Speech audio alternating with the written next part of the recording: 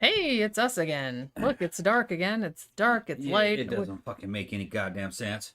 Well, you know what? Okay, it's so just whatever it wants to earlier today, hopefully the microphone sounds okay, because earlier today, I swear to God, I touched nothing. I did nothing. And then I was going to make a video today, like one of my book reviews, and I went to record it, and then I was just like, I had a little voice in the back of my head going, you better do a test. So I did a test, and then I listened to it back, and it sounded like ass. Yeah. And then when I went and checked the settings, not the settings on the microphone, the settings on the computer for the microphone, it had turned it all the way up again.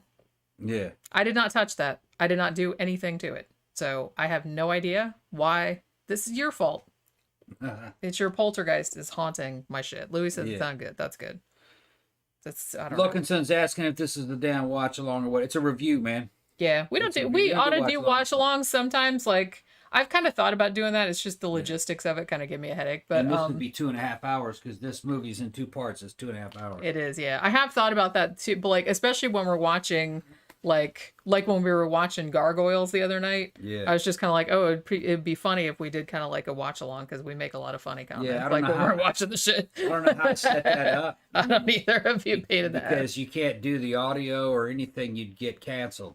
They fucking shut the channel. Well, no. Well, what you can do, I've seen people do it, and it's like it's basically you can show like tiny clips, but you basically just show your faces, and you can have the the audio maybe in the back, but just like really really low. Yeah. You know what I mean? I've seen people get away with that, but I don't know. I don't know if I'd risk it because it does seem like copyright is kind of a big issue. Louisanne, Sandra, Sophie. Yeah. Yeah, everybody's here. Badger's Everybody's here. David June is in. That's who gave us this movie. Yeah, David June sent us this movie. Go ahead and show it. Because we were talking about, I don't even remember what show we were talking about. But let's see. Yeah. The Batman triple feature. Yeah. Batman The Dark Knight Returns Part 1 and 2 and Batman Mask of the Phantasm. Which Mask of the Phantasm I saw a long time ago, but I don't remember that much. I remember it being really good, but I haven't seen it. We haven't seen that one We haven't watched that one yet, but I saw it a long time ago, like many years ago. Yeah. And it was weird because when you go to the title screen on this, I thought it would be the 3 sections. Yeah, like part 1, part 2. Part 1, 2, and 3. I thought there'd be 3, but there isn't. There's 2. And if you pick the first Batman one, it plays part 1 and 2 just back to back. Without I didn't even realize. I thought it was just one long movie. I didn't even realize that it was supposed to be in 2 parts. No. I was just at some point, and we were like 2 hours in. I'm like, wow, this movie's kind of long. This came up a couple weeks back when I was talking about Superman Red Son. That's right. Which it's DC animated movie about commie Superman. What would happen if Super Baby fell in the Soviet Union during the time? Super Baby. Some people call him fucking Super Baby. What would happen if Super Baby fell in the Soviet Union under the time of Stalin and grew up a commie? What would happen? And it's funny because then you get to see Russian Batman. And then Russian Wonder Woman. No, she's not Russian. Yeah, that's right. I say that every time, but she's not. She's still from the Isle of Lesbos. She says she come from an island. There's no men, and fucking Superman's nice. Red Son's like, oh, I get it. Yeah. He's trying to date. Yeah, he's trying to date her. And during when I was talking about that, I kind of made the comment that this subject matter and this material, the source material is animated. It's comics, and the topic makes more sense to me in animation than it does, say, live action. Because most of those Marvel movies that I saw, most of the DC live action movies, nah. Some of them I like, but they're just, especially the Marvel ones, they're just fucking bland. Just a big spectacle. But remember how rad Into the Spider-Verse was? Because it was animated? It was animated, though. Man, I loved that. Into that Spider-Verse, I liked it. I liked that a lot. And I liked Shazam. It was live action, but it kind of felt like a cartoon. Yeah, because it was silly. It was goofy. Yeah. Silly, but it was fun. And saw Red Son and liked that. So David June suggested this one, and he sent it to us for review.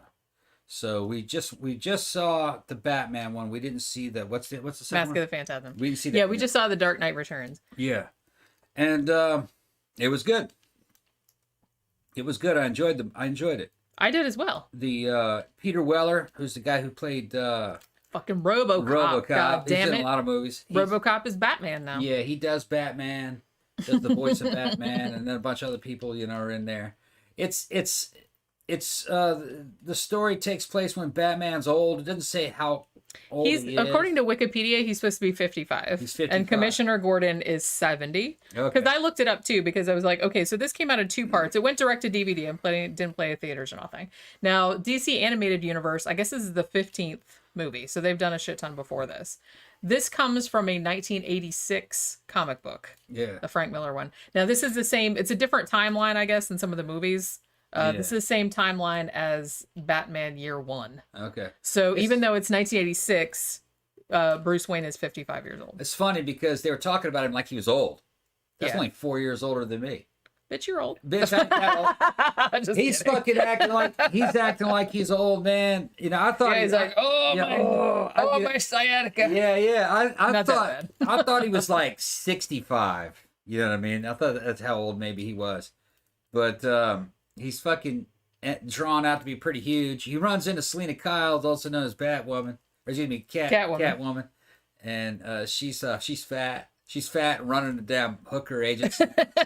And that made me. I think that made me laugh the hardest. I was like, "Oh shit!" Joker tied her up, fucking dressed her up as Wonder Woman and tied her up just to humiliate her. It's fucking funny. She's in a bondage pose. Had Joker was in it, and he was being all effeminate and everything, but he was kind of fucking crazy. He did some fucking crazy shit. Yeah, he killed a lot of people in this cartoon. Robin shows up in it. Robin's a girl. She's like a she's like Robin 2.0 or Robin 3.0, I guess, because I think he had another protege. A couple of them. Because he referred to it. I didn't see the movie that was before this, but I guess like before this, he had a protege called Jason Todd. Yeah. And that dude got killed, I guess. Yeah. And so now this girl, she's supposed to be 13, actually. Supposed to be 13? Yeah. Oh shit, that's inappropriate. It is. They living together? Because I thought she was supposed to be a college student. I thought her friends were I thought that too, because too. I thought they were all living in the dorm or whatever. Yeah, but I don't know. Wikipedia said she was supposed to be 13. It's probably bullshit. Maybe they changed it from the comic. I don't know. I haven't read the comic. I thought she was in the college dorm, and she was doing a bunch of acrobatics and stuff. But she's wearing like the old-fashioned Robin costume with the little booty shorts and shit. Well, yeah. The one a man should never be wearing. Okay. Well, it looked pretty good on her, I thought. Yeah, it looked good on her. And what's funny is even though she's animated. Yeah, she's animated. And she's kind of like, I think you'd probably call her like gender queer. She's one of those where she's kind of like, you can't really tell if she's a boy or a girl. She kind of reminds me of a YouTuber called Milo. And she was you'll see what I'm talking about. Just like that. There's She glasses reminded and me, everything. the way she was drawn reminded me of the way that, on the old like animated The Real Ghostbusters show. Yeah. The way that they drew what's her face? The girl the woman that worked for them. Shit, man. Her name just went right out of my head. Annie Potts played her in the movie. She kind of reminded me of the girl from Scooby Doo. Was it Velma? Oh yeah. She had a little bit of a Velma vibe like going Velma, on too. kinda. Like Velma but thinner. And she had Daphne colored hair though. Yeah. Kind of like a boy. But I think it's just a pretty cool character, I guess. Yeah, I liked that character. Although the thing is that they kind of goofed on her because she comes up out of nowhere without any training at all and tried to stop some crime and fucked it up because there were no crime was being committed, and you see that's why I'm saying that it's better. I think these movies are better animated. They are, yeah. Because the shit that happens in a superhero movie is so implausible that it just doesn't translate to live action very well for me. You know what I mean? Because it's just too fucking implausible. You got a girl with absolutely no training fucking jumping on a bunch of armed criminals and fucking beats up like 6 of them, and the dudes had assault rifles. You'd be a fucking dead man. Batman was doing shit like that. And they must have fired 200-300 rounds of Batman in one scene. They didn't fucking hit him a single time. And then he get grazed. Batman's superpower is that he always picks enemies who can't shoot for shit. Right. Now, that's a very important superpower to have. Yeah, when you see amazing luck like that or amazing incompetency, you buy it and you understand it more when it's animated because you're not expecting realism. Yeah, it's just a cartoon. It's just emotion, you know. Yeah. But when you show that shit live action, you know what I mean? It strains credibility. You know, that's like the problem with The Mandalorian and Star Wars, where you got 30 fucking stormtroopers shooting at you and all these laser bolts, and they can't hit anything. You know? Although they did kind of clown on that a little bit, which I like, because, in the fandom, I just feel like that's something everybody clowns on, because stormtroopers can't hit anything. Well, it's probably hard to see in those helmets, you know what I'm saying? If you had helmets like that in that era, it would be part of your targeting system. So you would actually be able to aim better. You would think. That's how they would really do that. There'd be a holographic sights in there and all kinds of shit, and communications and night vision goggles, and fucking, it's also a gas mask. It's everything in one, you know. With Star Wars level technology, that mask would be badass. Yeah. Because just look at what the Mandalorian could do and everything. We're getting off track. No. Okay, we're getting off track. Imagine that. Yeah. But yeah, so like I said, I didn't know a great deal about this going in. I had seen Mask of the Phantasm, but that was like so long ago that I barely remember it. And that, I don't even think that's in the same continuity. Oops, I could be totally wrong about that. But so yeah, so we were watching it, and I don't know, like, it kind of struck me at some point that I'm like, oh, it's going off in this direction now. And now there's Superman, and now there's Joker, and now there's other stuff. Because, the beginning of it had been mostly the mutants, the gang that all looked like from out of the 80s. From a 1981, like, terrible music video. In the 80s. It is. It's 86. Yeah. And it was actually, the comic book was actually written in 1986. So it was contemporary for the time. Right. But they just, like, said it back then. So, yeah, the first part of it is like this gang, the mutants, and they're just kind of taking everything over. And like I said, they all have those fucking glasses on, looking like fucking... Little Ray-Ban rapper. Looking there in Devo or some shit. Yeah, and, all mohawks and fangs. Yeah. Well, like, the main guy, the head mutant, whatever his name was, like, he was almost kind of like not even a person. He was kind of like a monster. Sort of. I think they were mutants. Yeah, maybe they were actual mutants. Yeah. I guess. Because he was like this big with sharp teeth. Shit, and he had like, unless he'd filed all his teeth down methodically, but he actually looked kind of more like a monster than a person. But yeah, so they were kind of taking over. They're doing like terroristy kind of shit, like trying to take over Gotham, and Batman had retired because of Jason Todd, his previous, his protege dying, which had happened before the events of this movie. So. For a while, like, but then, with all the crime, Batman's like, wait, I can't stand it. I gotta go back to Batmaning. Yeah. Even though I'm old. He's 55. Man, you need to get on that TRT. You'll feel fucking fine, man. Of course You'll feel fucking fine. Just pop right up out of there. As soon as he made a comment like that, like, and Tom was just kind of like, I was like, yep, there it is. Yeah. Batman said some shit. I'm not feeling my old bone. Let's just get on that TRT. All that shit vanished. It's in your mind. It's just something happening at the cellular level. It has something to do. I don't know, man. It just goes. I remember it used to feel real fucking uncomfortable to like get down and lay down on the ground and then get back up. Like look underneath the car. Yeah. Look for the cat. You're just like, oh!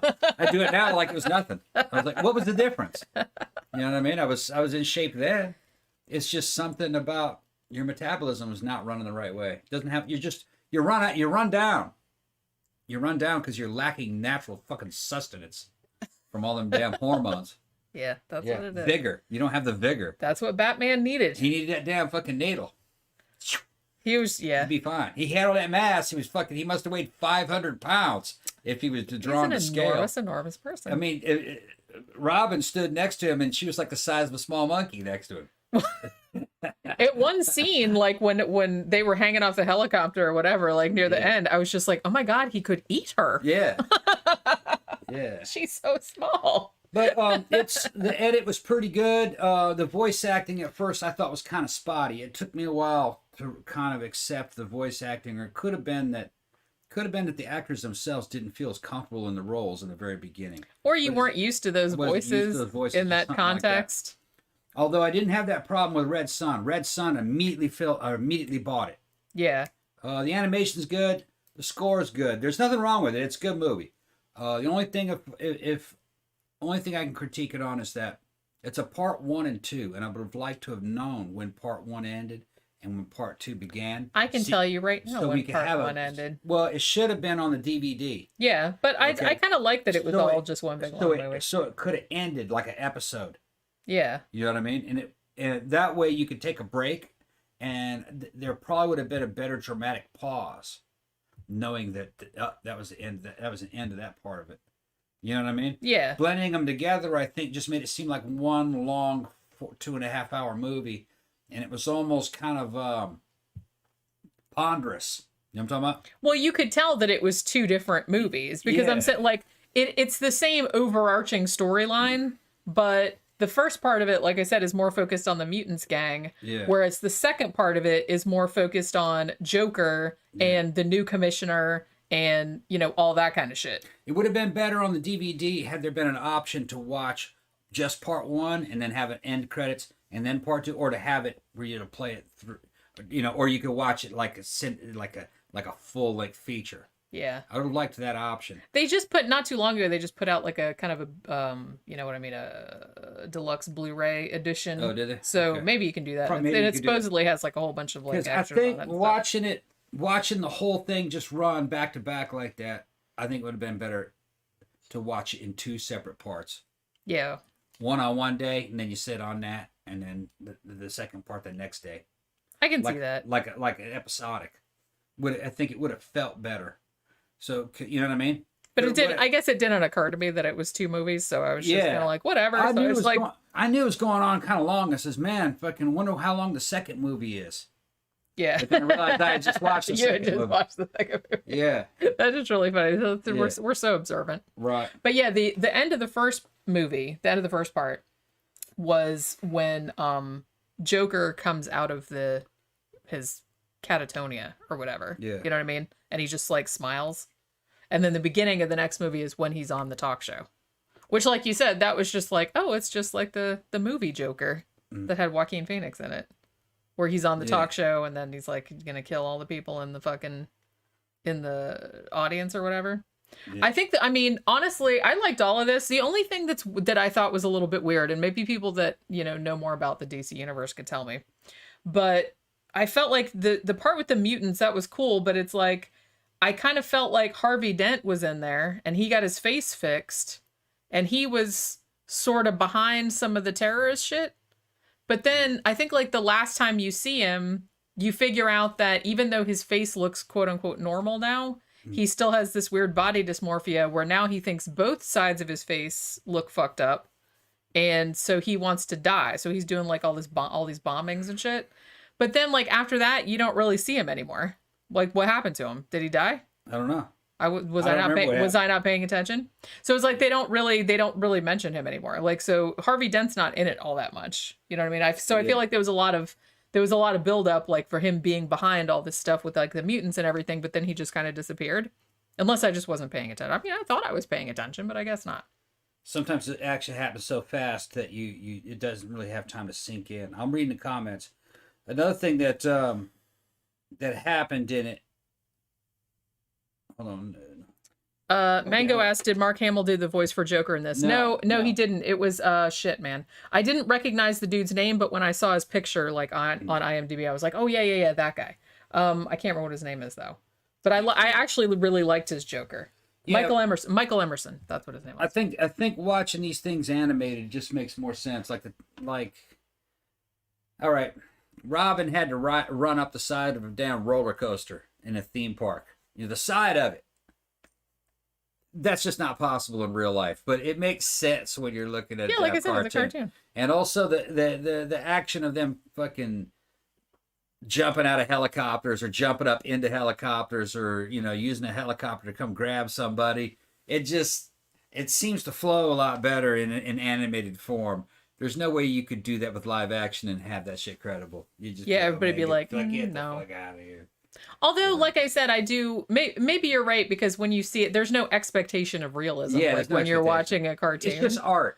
Well, and so you can just like chill out and enjoy it. Yeah.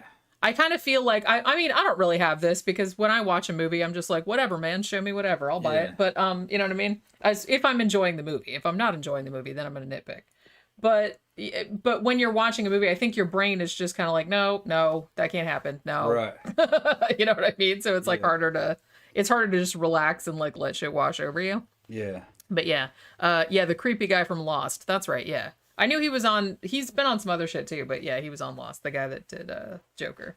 I really actually liked the Joker in this one because I didn't realize, like I said, so I thought it was going to be all about the mutant storyline, and then the mutants kind of, the head mutant guy, he kind of like, he first kicked Batman's ass, and then, so then they had that fight at the end where he just kicked the mutant's ass, and then like I just thought it was really funny how all the mutants, as soon as their leader got his ass kicked, like his ass handed to him by Batman, they were all just kind of like, oh, okay, we're going to follow Batman now. Yeah. And I was like, can't you guys just think for yourselves? Is that too much to ask? Well, they're going to choose the badass. Why don't you just go do your own thing? You don't have to be in a gang.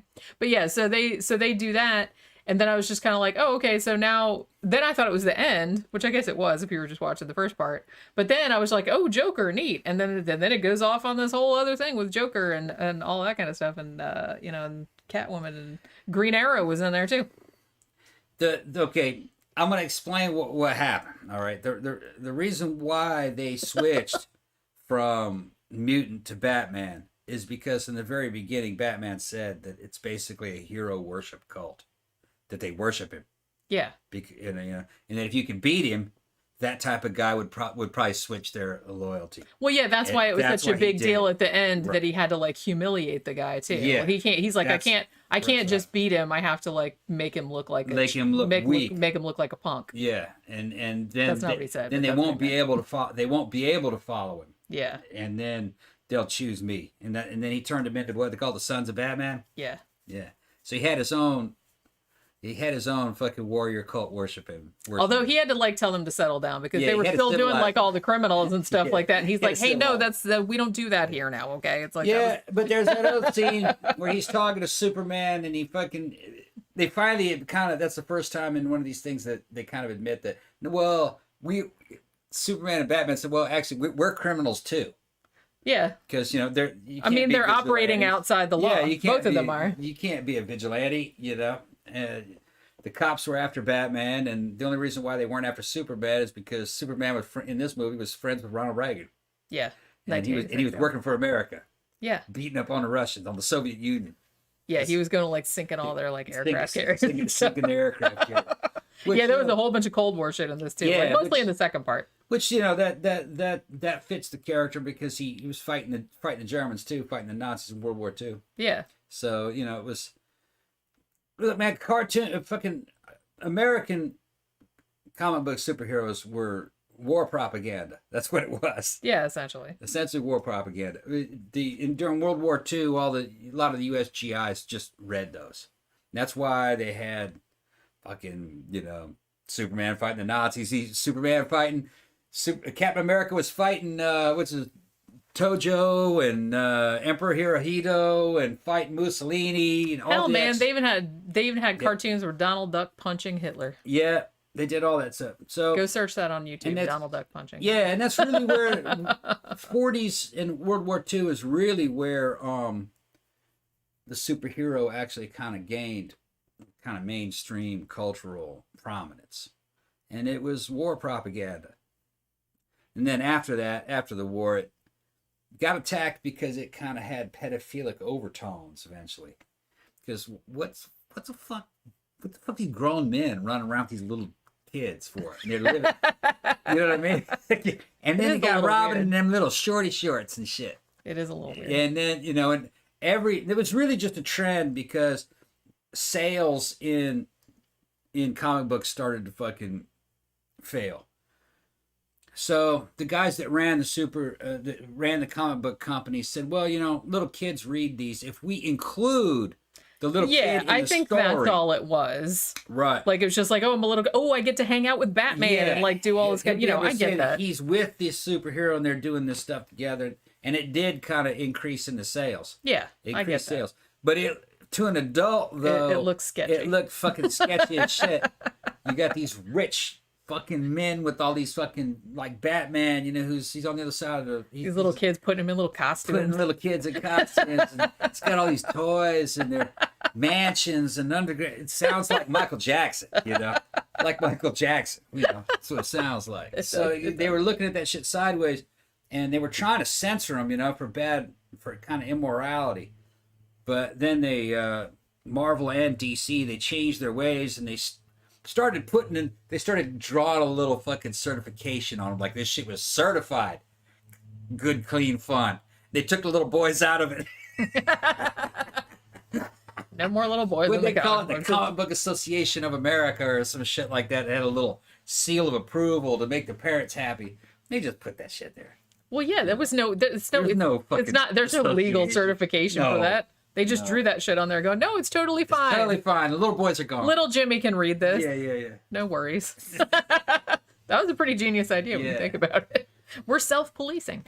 But so this was a little, I guess it's still weird, but like I said, I don't know. The Wikipedia page said that what's her name? The new Robin. What was her name? Carrie Kelly. Yeah. And, the Wikipedia page said she was supposed to be 13, but like you said, in the cartoon, she seems like she was supposed to be like a college student. That's what I thought. So I wouldn't believe too much. I mean, because I thought she was living with, or no, because Alfred picks her up at like a high school or something, at right? one time, yeah. He picked her up in front of the school, and I'm pretty sure that was a high school or a college. Yeah, and I think she was graduating. Yeah, I mean, I don't think she was. I didn't think of her as a little kid. No. I thought of her as like 19 or something. Yeah, that's what I thought too.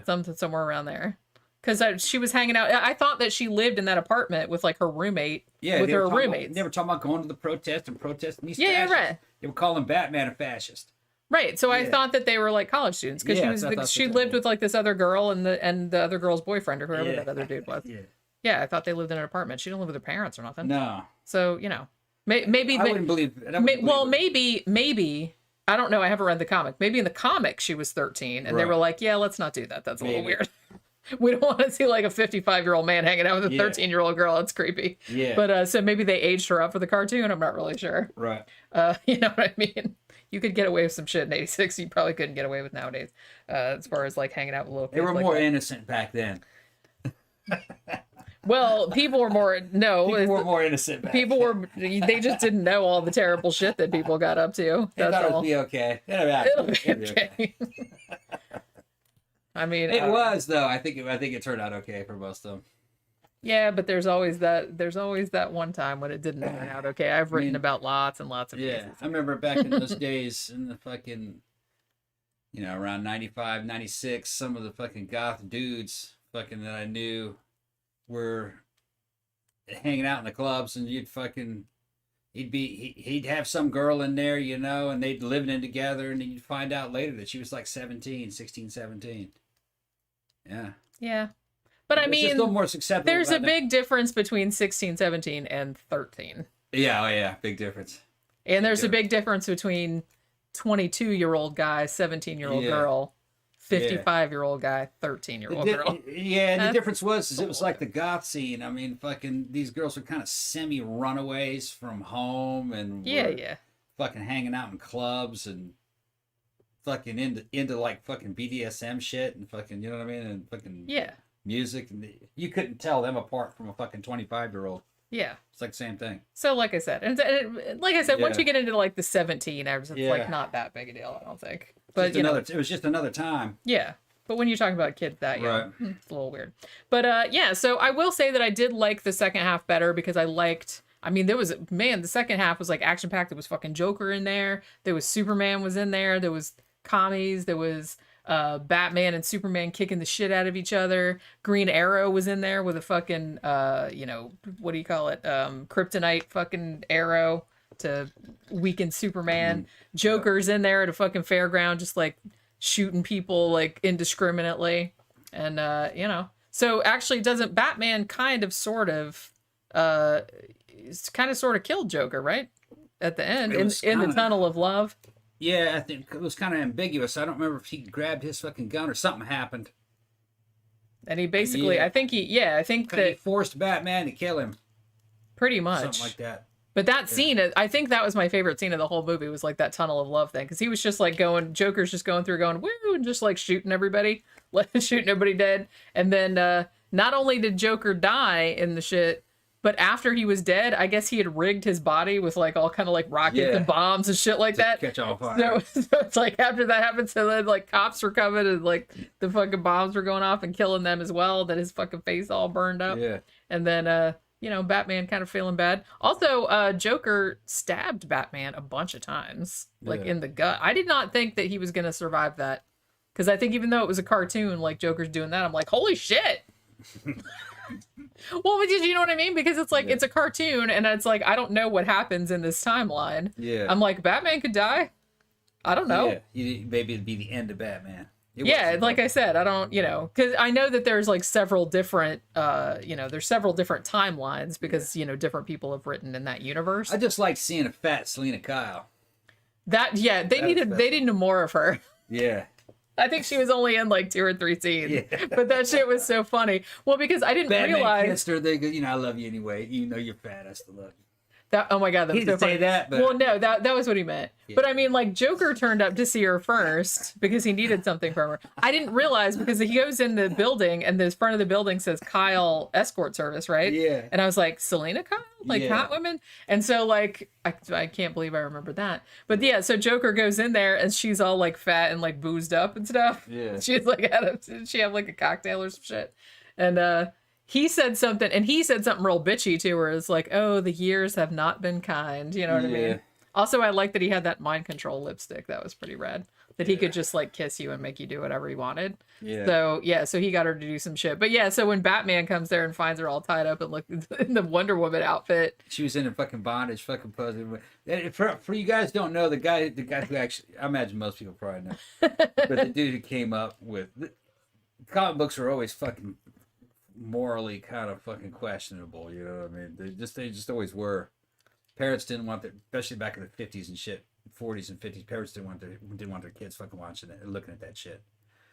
Selena Kyle was fucking written by a dude who was in a bondage. She was a bondage queen. Yeah. That's what she was, with a magic rope to make you tell the truth, and she's like a torture queen. She's a lesbian from the Isle of Lesbos. It's kinky fucking fetish stuff, BDSM stuff. That's exactly what it was. But back in the days, people were innocent. They the bracelets of truth or so whatever it was. Put these on, Oh, and then my God. Yeah. And some of the a lot of the fucking shit that was in that comic strip was was Wonder Woman tying up other women. And it's obviously fucking like traditional fucking bondage ties, with the fucking bondage poses and shit, It's where it came from. I can imagine like little boys like reading those and being like, why am I? Oh my goodness. I need some tissues.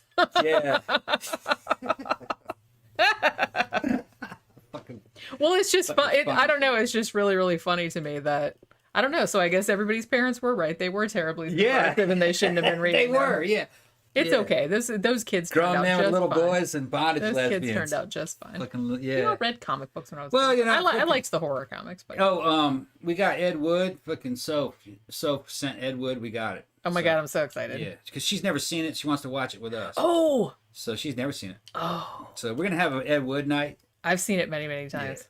Yeah. Can I'm gonna put on like black and white makeup and like my vampire wig or whatever. Pull the string. Oh my God, I love that movie. Pull the string.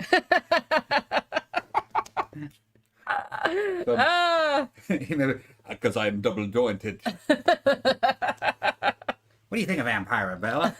I think she's a hottie.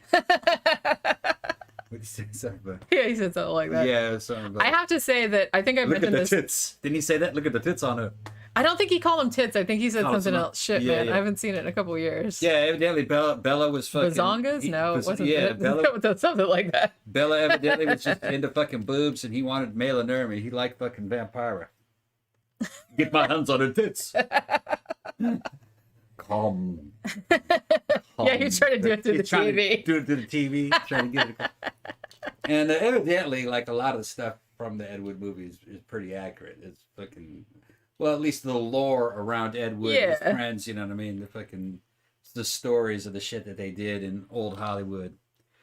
Well, actually, he wasn't in old Hollywood. He was a parasite trying to get into Hollywood. Yeah, he was on the very peripheries fringes of Hollywood with no money. He was in that area.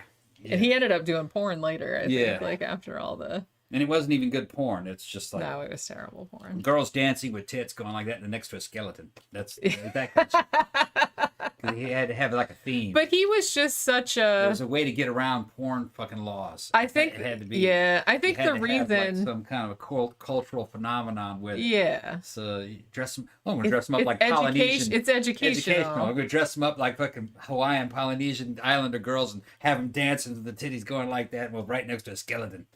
You know, it's just like back. It's just like back in the old days where it's like they weren't allowed to show, like on TV back in the 70s or whatever. You weren't allowed to show a woman's tits unless she was like in an African tribe or something, and they didn't wear. You know what I mean? Yeah. It's like, oh, if it was on PBS and they were like. Yeah, so like funny. Anthropologists or something, then they can show tits. But I'm like, tits are tits, dude. It's like everything. They're all tits. Just. Either show them all or don't show any of them. National Geographic made billions of dollars selling nothing but just damn African tribal girl fucking editions. Did you know that? Yeah, I know. Well, because they're trying to get around that shit. Yeah. Fucking. Well, it's like that's the only way they can show tits. Yeah, You can't show fucking Let's tits. go down to Haiti and watch some of these girls sacrifice these chickens, nude in the fucking candomblé rituals. Then they're like, it's anthropology. No, we'll take the real curvy one. Have her. Yeah, it's the very shapely one. Have her. It's like not the old lady. Not that one. Don't do that. Yeah, right. Taking pictures. That's terrible. But no, it's true. It's like I said, that's.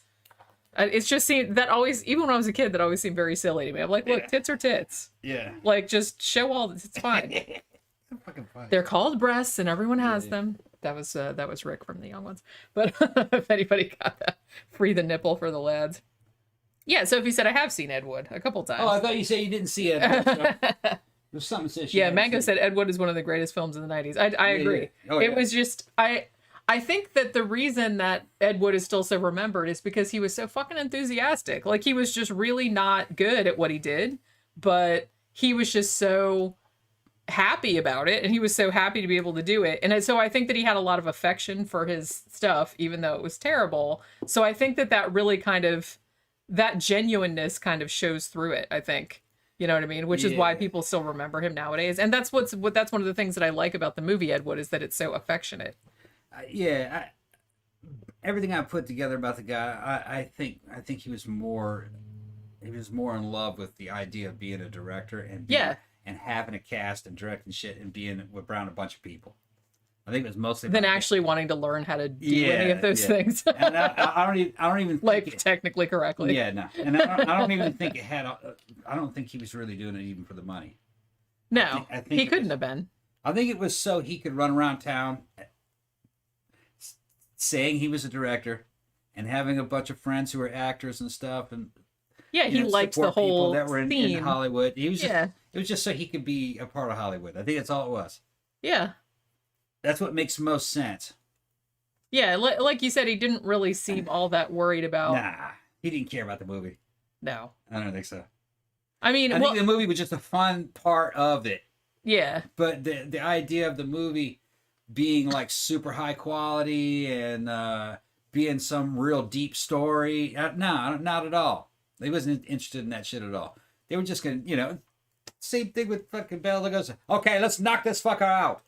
It was just that shit, They're just move the tentacles around, make it look like he's killing you. Yeah, they're just trying to have a job, Oh my god, it was like when somebody fucking knocks over. What is that? With that one scene where they were in Ed Wood, where they were filming Plan 9 from Outer Space, and like Tor knocks over the fucking cardboard gravestone. He said, "No one's gonna notice that someone's."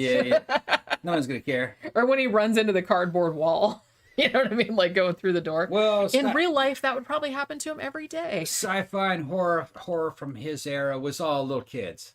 Yeah. So they didn't. Kids didn't have real discerning taste. It was. I think it was mostly just hanging out with actors and fucking drinking in the clubs and going to the bars afterwards. And just having a good time, having fun, driving around. Having fun. Probably. Yeah. All right. Do you have anything else you would like to say about Batman: The Dark Knight Returns? No. Yeah.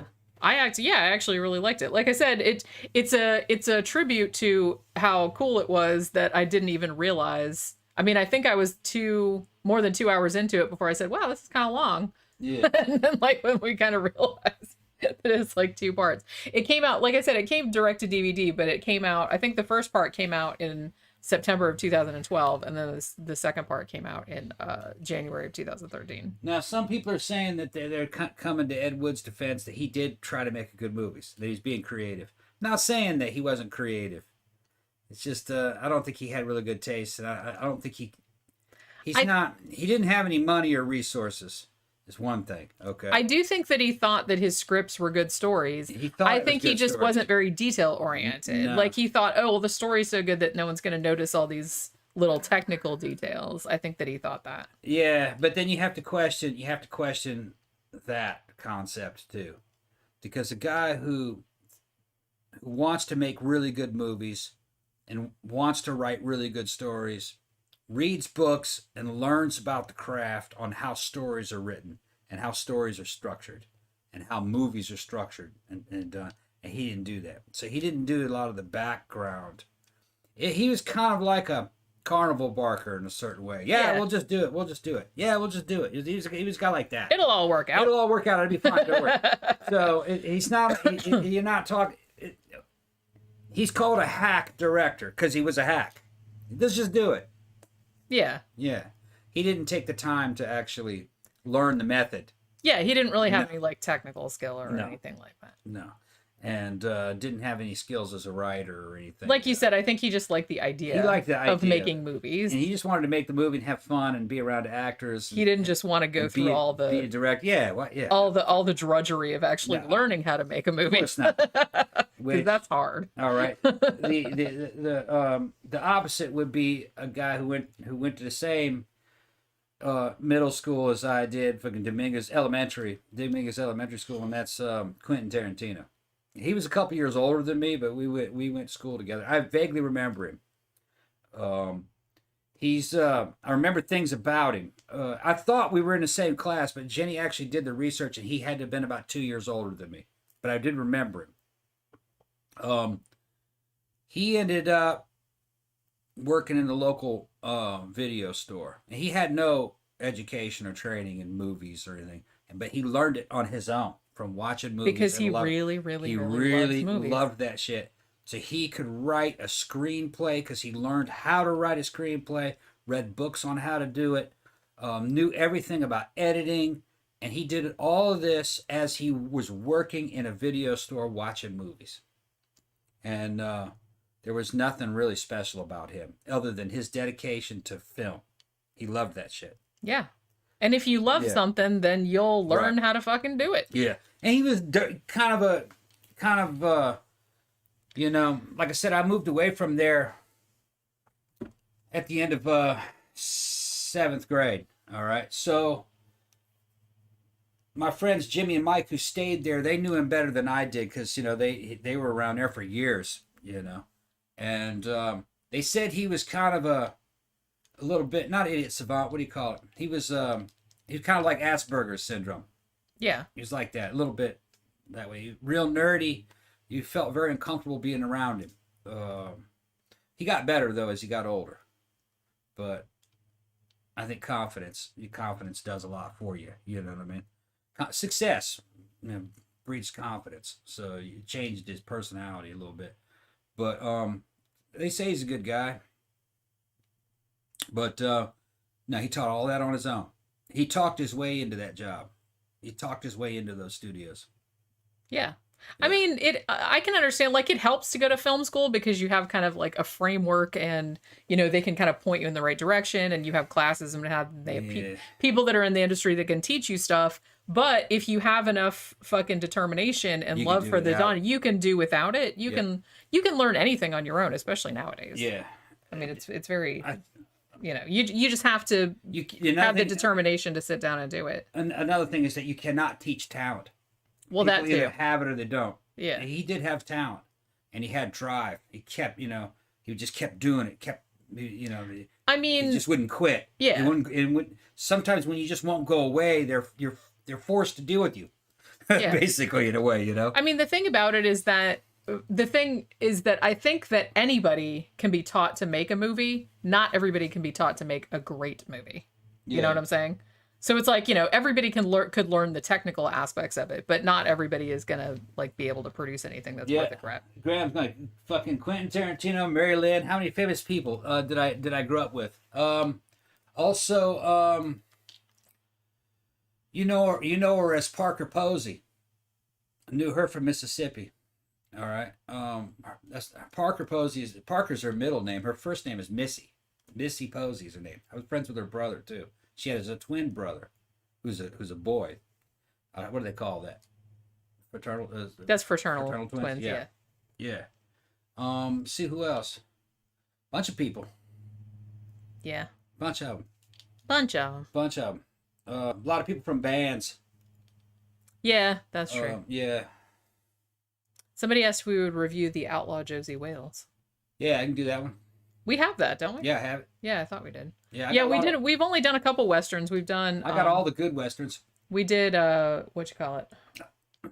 Did High Plains Drifter. High Plains Drifter, yeah. That's a good, which is a ghost movie. A lot of people don't know that. Yeah, and we've done some newer ones too. Like we did Bone Tomahawk and stuff. Yeah, we haven't done Once Upon a Time in the West. Didn't do the Man with No Name trilogy yet. There's a bunch of them that we have to have. Yeah, we actually Outlaw Josie Wales. Yeah, we actually Unforgiven. have those. So yeah, I remember really liking them. Haven't done Jeremiah Johnson.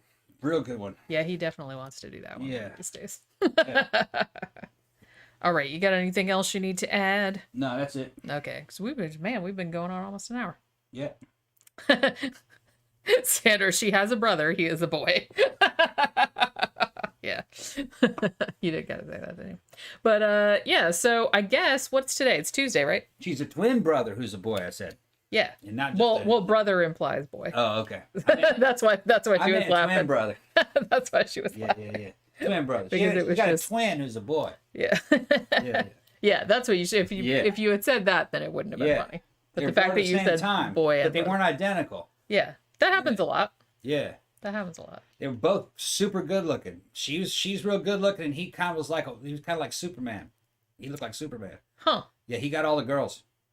All of them. His name is Chris. Yeah, Chris Posey. He was cool, real cool.